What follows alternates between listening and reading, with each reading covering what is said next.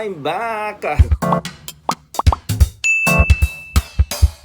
Kumusta po kayo ngayong araw na ito mga kaibigan? Huwag na nating patagalin. Umpisahan natin sa isang FB message ng ating kaibigan na nagngangalang Ligaya. Wow. Diba pelikula ni Rosana Roses yun, diba? Napanood ko yun ilang beses. Ilang beses akong dinala sa banyo ng pelikulang yun.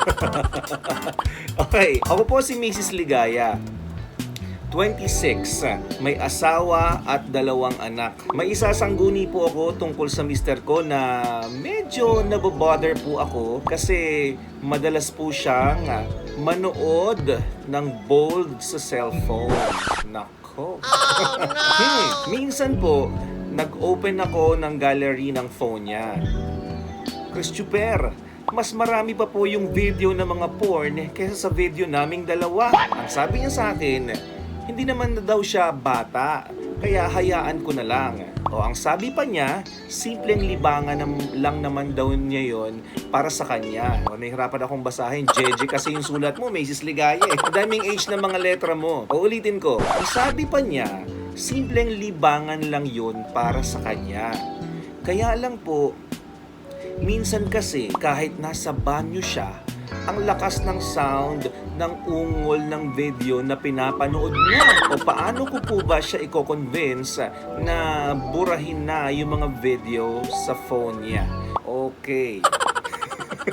So, feeling ko hindi problema dito yung kahit ilang beses ka magpalit ng cellphone, kahit pilitin mong i-delete lahat ng mga files sa gallery ng phone niya, yung mga videos na nandun. Kung ang intention niya talaga o kung nasa ugali niya o nasa sistema niya talaga o talagang hilig niya manood ng mga ganyang klase ng materyales, walang kinalaman ang phone. Nasa intensyon ng tao yon. So, ang kausapin mo dito, ang maging concern mo dito, yung hangarin ng asawa mo. I mean, yung interest ng asawa mo. Gusto mo bang maalis na yung interest na yan? Kausapin mo, si mister mo, okay lang, manood, pero pasikretong malupit, yung tipong walang makakarinig, walang makakaalam. Ang mahirap niyan, tama ka sa sinabi mo naman, na kunyari, na-open mo yung phone niya. Paano kung yung mga anak mo naman, o yung mga anak nyo naman, yung minsan magkalkal ng phone niya o naiwan nakapatong halimbawa. So napanood niya ngayon yung mga video. So yun yung nakaka-bother.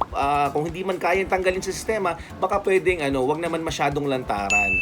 Pwedeng pasikretong malupit. Kung manonood siya lang ang makakaalam, wala nang iba. Tapos bigyan mo siya ng mga bagong materyales, di ba? Yung hindi nakaka-bother. Yan yung mga pangsimbahan, yan. Yung mga pangbanal-banalan naman, pambalanse nga ng buhay sa madaling salita kasi puro pang makasalanan yung ginagawa niya. So bigyan mo ng kapalit na video. Yung tipong magbabalanse ng kanyang kamanyakan.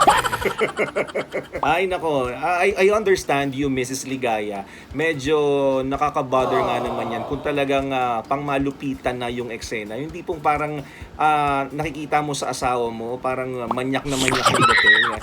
Talagang cause for concern yan. So you talk to him, again, sabihin mo sa kanya, bawasan, kung hindi kayang tanggalin, bawasan yung pagkakaroon ng interest sa mga ganyang klase ng materyales. Sa halip, i-divert yung attention sa mga mas makabuluhang bagay, di ba? Isip siya ng yung mga videos na pinapanood ng iba't ibang tao. Good luck to you, Mrs. Ligaya. Sana may isakatuparan mo sa lalong madaling panahon ang pakikipag-usap dyan sa mister mo at sana ma-convince mo siya. At ikaw din, kabisyo, kung meron kang gustong bigyan ng linaw sa mga tanong sa buhay na baka sakaling pwede nating ma-resolve o di ba mabigyan ng kaliwanagan, pwede ka rin mag-message sa akin. Hanapin mo lamang sa Facebook, Christopher. Tapos yan, message.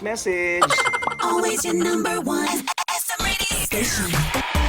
Love Radio.